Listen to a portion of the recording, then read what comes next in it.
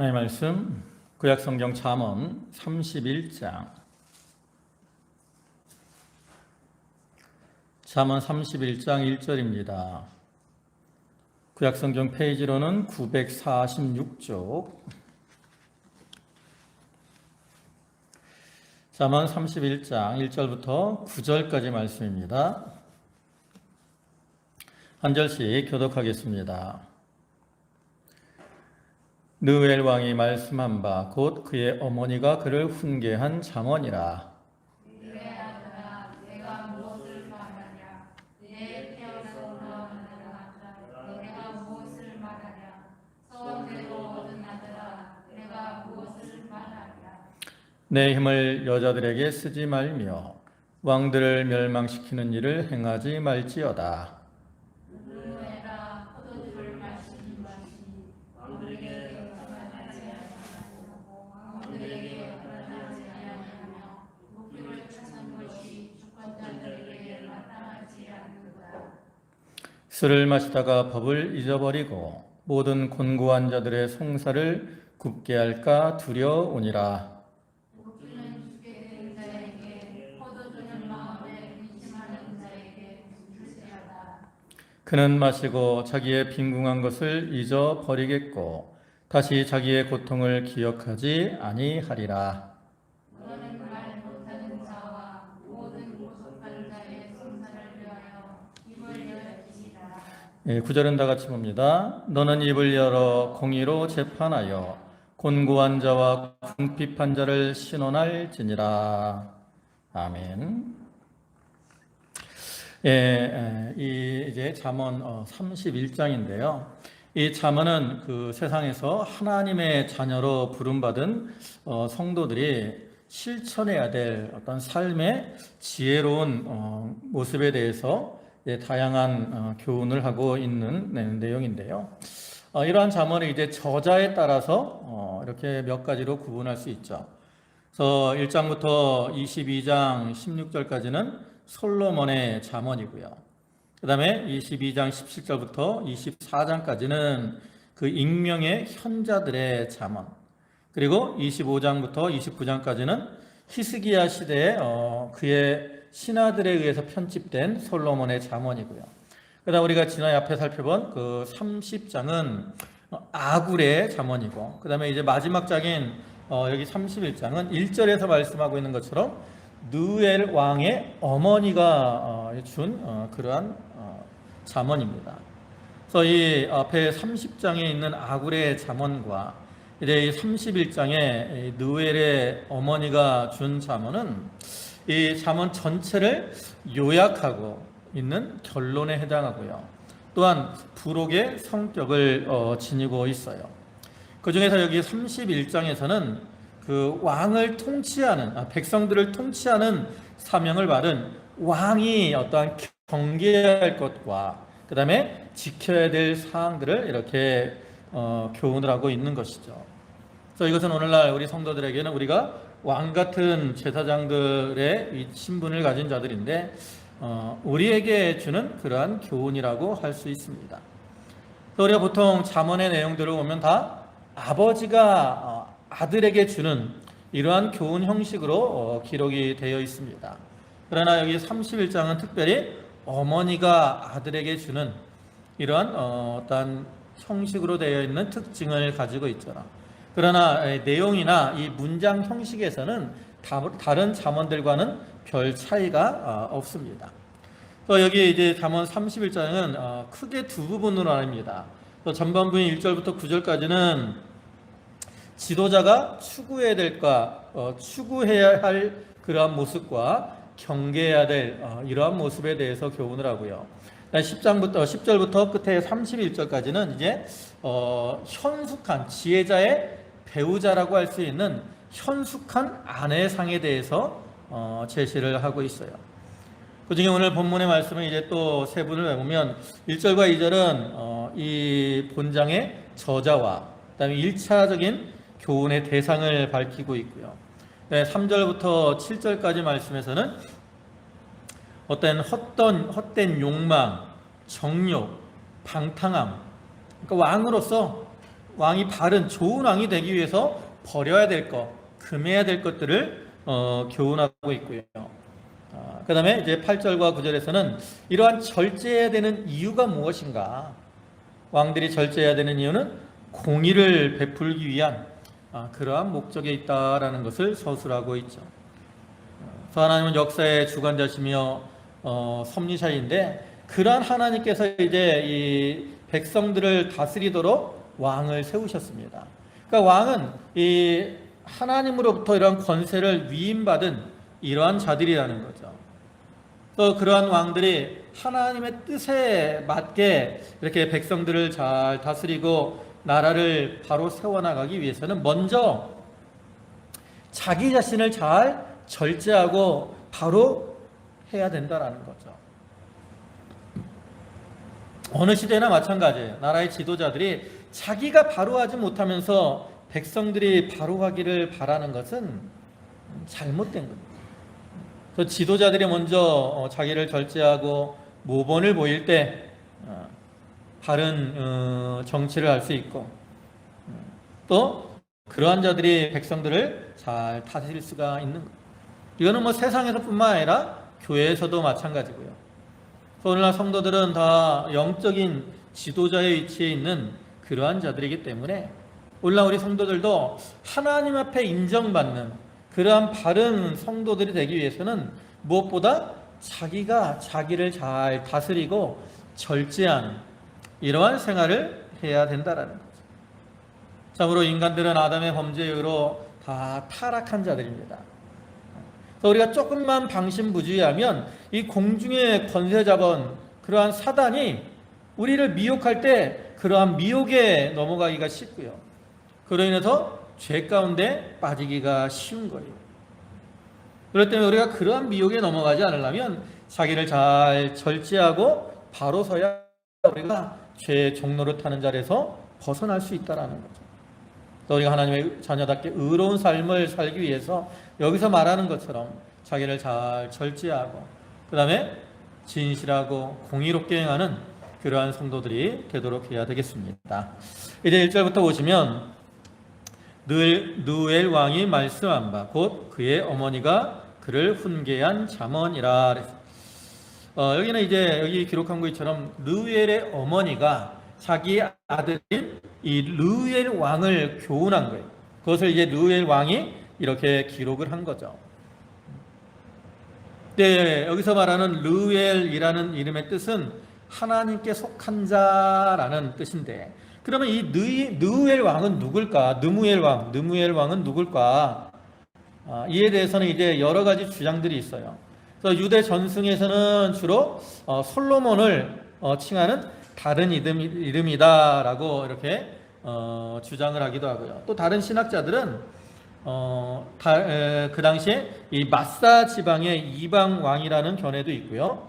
또 세 번째로는 정확하진 않지만 하나님을 알고 믿는 경건한 왕이다라는 이러한 견해가 있어요.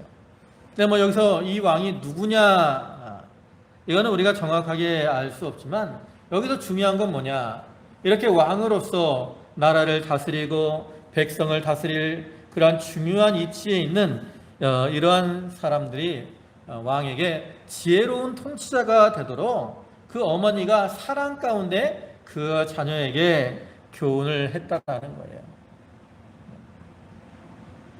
그래서 이것은 우리가 오늘날 우리들이 이 자기의 자녀들을 이 땅에서 잘 사랑으로 잘 교훈하고 양육해야 될 것을 의미하는 것이고요. 또 다른 한 가지의 의미로는 이것은 오늘날 우리 성도들이 다 하나님 앞에 아까도 얘기했지만 왕 같은 제사장들로서 장차 그리스도와 함께 왕 노릇할 그러한 위치에 있는 자들인데, 그러한 우리들이 왕 노릇을 잘하기 위해서는 어떻게 해야 되는가? 이것을 우리에게 교훈하는 것이기도 하다는 거죠. 그러면서 2절에서는 내 아들아 내가 무엇을 말하랴, 내 대선한 아들아 내가 무엇을 말하랴, 서원대로 얻은 아들아 내가 무엇을 말하랴. 우리가 보통 이 어떠한 이 세상의 왕들, 지도자들은 많은 권세를 행사할 수 있기 때문에 또 그에 따른 어떤 유혹들이 많이 다가오게 됩니다. 그래서 우리나라 이때 역대 왕들을 보면 그 왕의 주변에 대통령들 뭐 이런 사람들을 보면 그 주변에 있는 사람들이 이러한 미혹에 많이 넘어가가지고 어떤 이 돈 때문에 권세 부리다가 잘못되는 그러한 경우가 많이 있잖아요. 그와 같이 어떤 권력에 가까운 사람들은 그만큼 많은 유혹이 닥쳐오게 되어 있어요. 그렇기 때문에 여기 이제 본문 이 구절은 그 이제 어렵게 여기 서원대로 얻은 아들이라 그랬기 때문에 참으로 어렵게 얻은 그런 아들인데 그 왕이 되어서 이제 미혹을 받아 잘못된 길로 걸어가게 될까봐 그 어머니가 이제 어떤 초조한 이러한 심정으로 아들을 위해 교훈을 하는 거죠. 그래서 이 아들은 어떤 아들입니까? 서원대로 얻은 아들이 서원대로. 이 서원대로 얻었다라는 것은 이제 사무엘의 어머니인 한나가 기도와 서원을 통해서 하나님께 그 사무엘을 얻은 것처럼 이 느무엘의 어머니도 자식이 없던 그러한 가운데서 이제 하나님 앞에 기도하며 서원하는 중에 이 아들을 얻게 된 거죠. 그걸 볼 때 이 느무엘의 어머니는 신앙이 깊고 경건하며 또 하나님이 주신 이러한 신적 지혜를 소유하고 있는 그러한 어머니. 그래서 이 느무엘의 어머니가 이제 그 신앙 가운데서 하나님 앞에 기도하는 중에 이 아들을 얻었고, 자기가 이제 하나님 앞에 서원하기를 하나님이 나에게 아들을 한나가 서원한 것처럼 나에게 자식을 주면 내가 이 아들을 하나님께 바쳐드리겠습니다 라고 한나가 서원한 것처럼 이 느무엘의 어머니도 그렇게 서원을 한 거죠. 그리고 이제 하나님께서 그 아들을 자기에게 주셨을 때 이 아들이 이제 하나님 앞에 합당한 자로 바쳐지기를 바라는 이러한 마음에서 자녀를 잘 양육하려고 한 거예요. 그래서 이제 좋은 말로 그 자녀를 양육하고 바로 세우려고 한 거죠. 그래서 여기 뭐래요? 내가 무엇을 말하랴?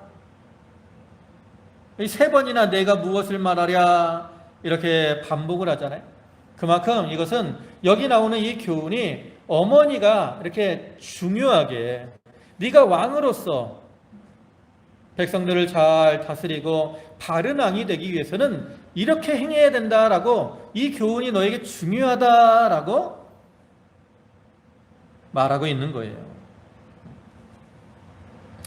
또 이렇게 그 르무엘의 어머니가 참 이 아들이 바른 왕이 되기를 원하는 마음에서 이렇게 아들을 잘 교훈한 것처럼 오늘날 우리들도 우리 자녀들이 믿음 안에서 좋은 하나님의 자녀들, 이런 자녀들이 되게 하기 위해서는 이렇게 하나님 말씀으로 그들을 잘 양육해 나가야 되는 거예요.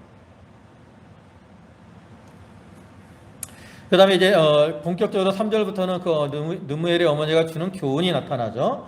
3절에 내 힘을 여자들에게 쓰지 말며 왕들을 멸망시키는 일을 행하지 말지니라. 여기 르무엘의 어머니가 준 첫 번째 교훈이 뭐예요? 힘을 여자들에게 쓰지 말라는 겁니다. 여기서 육체의 힘을 여자들에게 쓰지 말라 하는 이 말은 그 육체의 정욕을 잘 제어해야 할 것을 교훈하는 거죠. 그래서 왕이 정욕에 빠져가지고 여자들에게 힘을 빼앗기게 되면 나라를 바로 다스릴 수가 없고 또 국사를 바로 처리할 수가 없다는 거예요. 그래서 우리가 우리나라 역사, 세상 역사에서도 마찬가지고 성경에서도 보면 왕들이 여자 문제로 인해서 시험에 빠지는 경우가 많이 있죠. 대표적인 게 이제 다윗과 솔로몬입니다. 다윗도 그 밧세바, 우리아의 아내인 밧세바로 인해서 이제 시험에 빠져가지고 큰 곤욕을 치르게 되죠. 또 솔로몬도 많은 이방 여인들을 후궁으로 맞음으로 인해서 이제 우상의 산당들을 만들고 그로 인해 이제 하나님의 징계를 받아가지고 그 솔로몬의 아들인 그 르호보암 때에 이제 그 나라가 갈라지게 되는 이러한 원인을 제공하기도 하죠. 그러니까 우리가 이와 같은 역사적인 신뢰를 통해서 알 수 있는 것처럼 이 그릇된 정욕, 이것은 왕으로서의 어떤 위신도 망치는 것이고 또 나라도 흔들리게 하는 그런 치명적인 죄가 된다라는 거예요.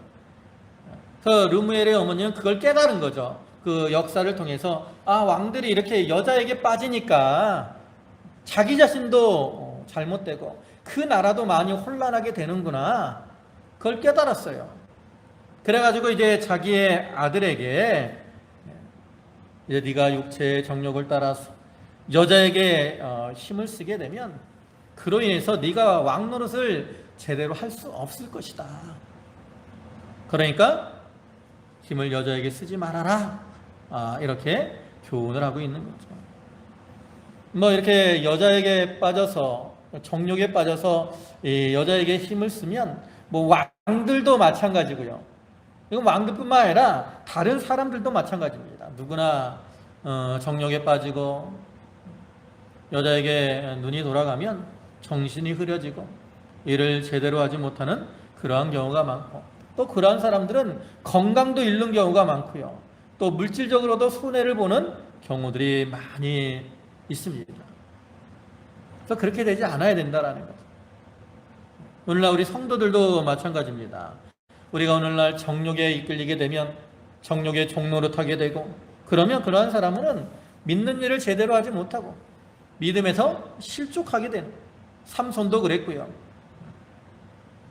또 우리는 이러한 세상 정욕 또 음욕 이런 것에 빠지지 않도록 늘 삼가 조심해야 되는 거죠. 두 번째 주는 교훈은 뭡니까? 왕들을 멸망시키는 일을 행하지 말지어다.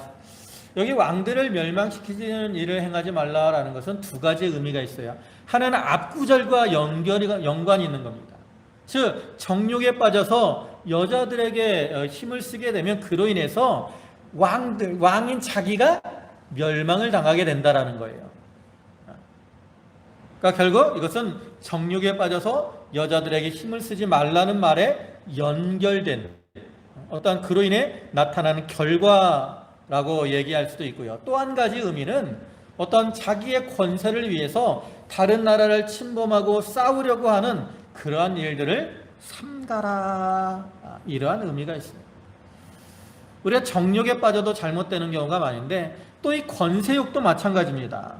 많은 사람들이 이러한 세상의 권세욕 때문에 참 악하게 행하는 경우들이 많이 있죠.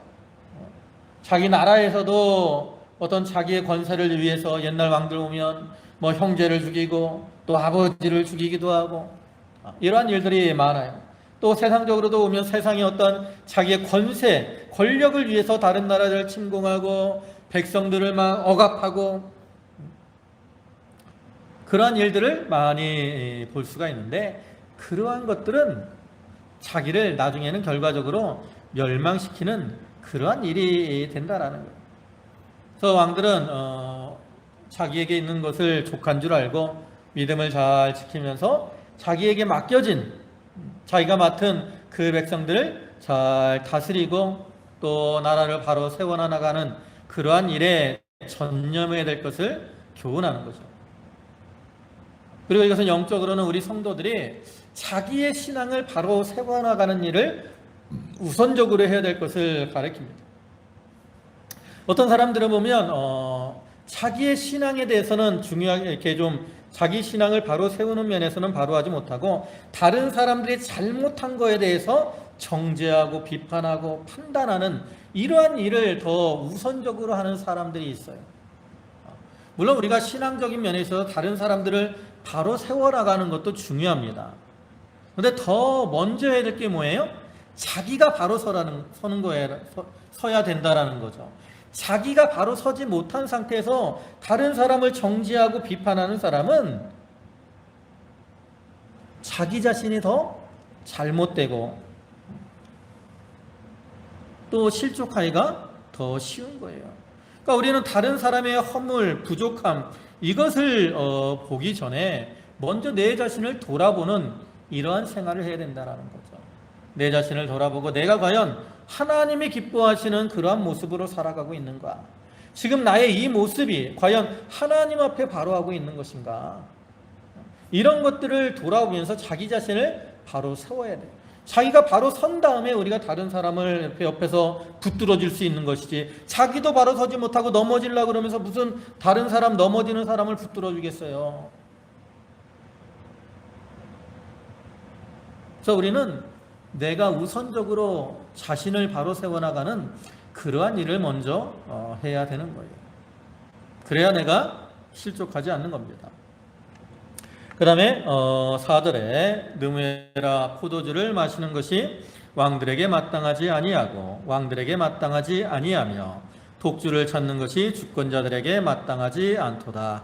술을 마시다가 법을 잊어버리고 모든 곤고한 자들의 송사를 굽게 할까 두려우니라.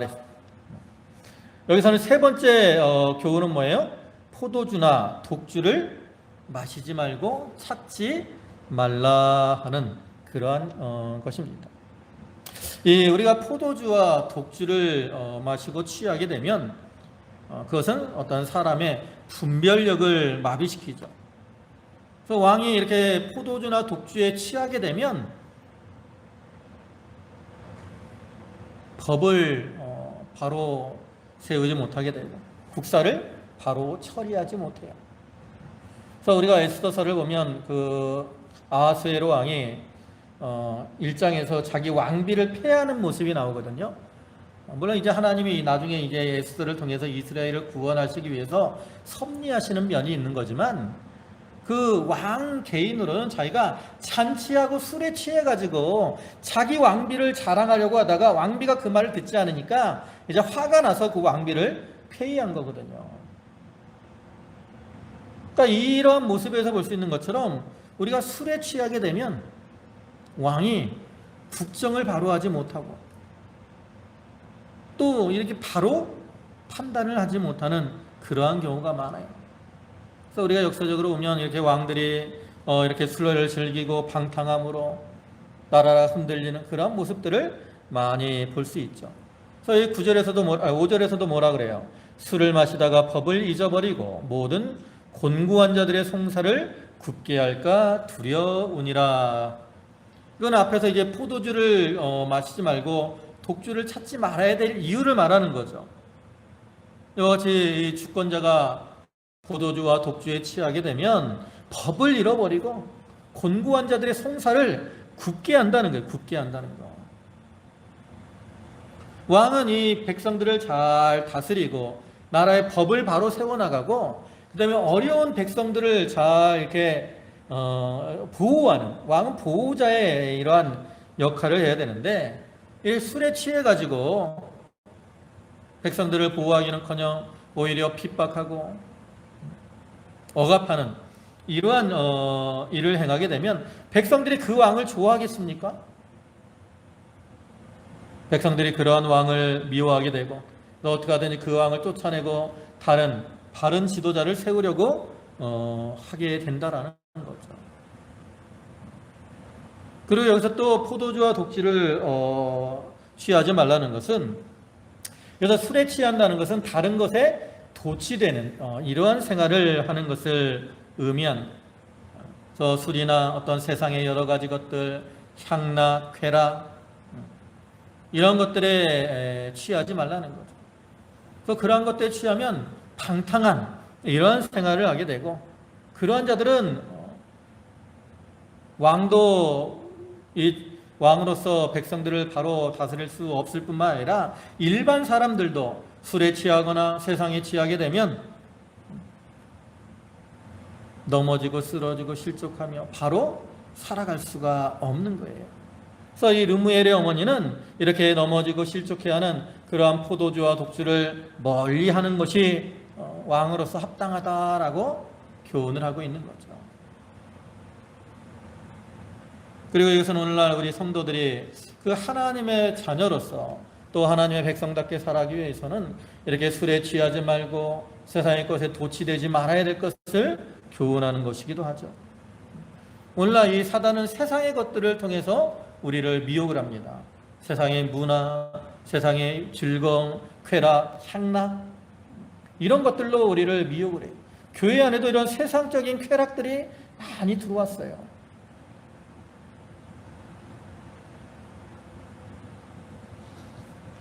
예배보다 다른 세상적인 즐거움을 위해서 교회를 찾는 사람들이 많아지는 그러한 시대입니다. 그러나 우리가 이렇게 하나님이 아닌 다른 세상의 것들에 도취되게 되면 그것에 취한 사람은 하나님에게서 눈이 멀어지는 거예요. 하나님에서 눈이 멀어지게 되면 점점 마음도 멀어지는 것이고, 하나님에서 멀어지니까 어떻게 돼요? 그러한 사람들은 다 어떠한 자라고 말해요? 가늠한 여자들이라고 말하는 것처럼 하나님께 버림을 당할 수밖에 없다라는 거죠. 그래서 우리 성도들은 이러한 세상의 것들, 이 사단은 오늘날 이 세상의 것들을 가지고 우리를 미혹합니다. 세상적인, 옛날에는 세상의 어떤 고난, 우리를 힘들게 해서 하나님을 떠나게 하려고 했다면, 요즘은 어떤 세상적인 즐거움, 쾌락을 가지고 우리를 미혹하는 그러한 일들을 하고 있어요. 그래서 우리가 그러한 미혹에 넘어가지 않도록 늘 삼가 조심해야 되는 거죠. 또 6절에는 독주는 죽게 된 자에게, 포도주는 마음에 근심하는 자에게 줄지어다. 그는 마시고 자기의 빈궁한 것을 잊어버리겠고 다시 자기의 고통을 기억하지 아니하리라. 이 독주를 죽게 된 자에게 주라 그랬는데, 옛날에 이 의학이 발달하지 않았을 때는 이 독주가 소독을 하는 데 사용을 하기도 했고요. 그다음에 마취제의 역할을 하기도 했어요. 또 어떤 경우는 이제 치료제의 역할을 하기도 했는데, 그래서 예수님이 십자가에 못 박히실 때 그 십자가의 고통이 클까봐 사람들이 예수님께 그 몰약을 탄 포도주를 주잖아요. 그거는 이제 마취 역제 역할을 하는 거예요. 마취제. 그러니까 여기서 복주를 죽게 된 자에게 주라는 것은, 이제 그 죽게 됐을 때 육체의 고통이 크게 느껴질 수 있잖아요. 그래서 그것을 느끼지 못하도록, 오늘날로 말하면 이제 우리가 이제 항암 치료할 때 너무나 이 항암하는 게 힘들면 어떻게 해요? 병원에서 그 마취지, 어떤 진통제 이걸 줘가지고 이제 고통을 못 느끼게 하는 그러한 것을 하는데, 그러한 의미를 말하는 거예요. 그래서 이제 죽게 된 자에게 독주를 마시게 함으로 그 죽음의 고통, 죽어갈 때 그 고통을 못 느끼게 하라는 거죠. 그래서 거기 보면 다시 자기의 고통을 기억하지 못하리라. 그 다음에 또 포도주는 마음에 근심하는 자에게 주라 그랬는데, 포도주는 이제 술에 보통 이제 잔치집에서 많이 제공을 하죠. 그러니까 여기서 말하는 것은 이 포도주나 독주를 독주에 대한 올바른 사용법을 제시하는 거죠. 그래서 이와 같은 경우가 아니면 이 포도주와 독주를 피하고 스스로 그것을 멀리하는 방탕한 생활을 하지 말아야 될 것을 교훈하는 거예요. 그래서 이렇게 포도주와 독주를 좀 잘 사용하면 그로 인해서 그것을 마시고 어떤 빈궁함으로 인한 고통, 자기의 고통을 잊어버리게 되는 것처럼 조금은 유익을 줄 때도 있다라는 거죠. 그러나 그렇다고 해서 이 술이 그런 사람에게 닥친 어려운 문제들을 다 해결하는 근본적인 치유책은 될 수가 없는 겁니다. 우리는 그래서 일반적으로 술은 사람들에게 해악을 끼치는 그러한 경우가 많이 있기 때문에 이러한 어떠한 일시적인 술이 주는 유익이 있을지라도 그렇다고 해서 술을 남용하지 말고 술을 멀리해야 된다, 이러한 의도로 이렇게 교훈을 하는 거예요. 그래서 오늘날에는 우리 성도들은 특히 성경에는 술은 보지도 말라, 또 취하지도 말라 이렇게 말씀하고 있기 때문에 어떠한 하나님의 성전으로서 하나님을 모시고 살아야 되는 그러한 성도로서 자기의 거룩함을 이루어 나가기 위해서 이렇게 술을 멀리하고 자기를 거룩하고 정결하게 만들어 나가야 되는 거죠. 그 다음에 이제 8절과 9절인데요. 8절에 너는 말 못하는 자와 모든 고독한 자의 송사를 위하여 입을 열지어다. 너는 입을 열어 공의로 재판하여 곤고한 자와 궁핍한 자를 신원할지어다. 앞에서는 이제 왕으로서 어떤 왕의 지위를 잘 감당하기 위해서 금해야 될 것들을 이렇게 말을 했죠. 그래서 정욕을 금하고 여자에게 힘쓰는, 그다음에 어떤 권세 욕을 따라 행하는 것, 그다음에 또 이어서 술 취하지 말아야 될 것들을 교훈을 했어요. 그리고 이제 여기 8절과 9절에서는 왕으로서 그 다스리고 송사하는 일을 바로 해야 될 것을 교훈하는 겁니다. 그래서 여기 네 종류의 사람이 나오죠. 여기 보면 8절에는 말 못하는 자, 그 다음에 또 모든 고독한 자, 그 다음에 9절에는 곤고한 자, 그 다음에 궁핍한 자, 이러한 자가 나옵니다. 여기 말 못하는 자, 이것을 옛날 개혁성경에서는 이제 벙어리라고 번역을 했는데, 이러한 자들은 말을 못하기 때문에 자기의 어떤 입장에 대해서 스스로 변호할 능력이 없어요. 그래서 억울하게 고통을 받는 이러한 자들을 가리키고요. 그 다음에 고독한 자, 이거는 그 어려움을 당했을 때 그 사람을 도와줄 사가 없는, 한마디로 사회적으로 좀 버림받은 이러한 처지에 있는 사람을 가리킵니다. 그리고 이제 9절에서 말하는 곤고한 자, 이거는 어떤 이 자기에게 닥친 문제를 혼자 처리할 수 없는 어떤 큰 괴로움을 만난 그러한 자를 뜻하고, 그 다음에 궁핍한 자는 물질적으로 곤란한 처지에 있는 이러한 자들을 가리켜요. 그러니까 여기 나온 자들은 다 좀 좋은 자들이에요, 나쁜 자들이에요, 어떤 의미에서 볼 때.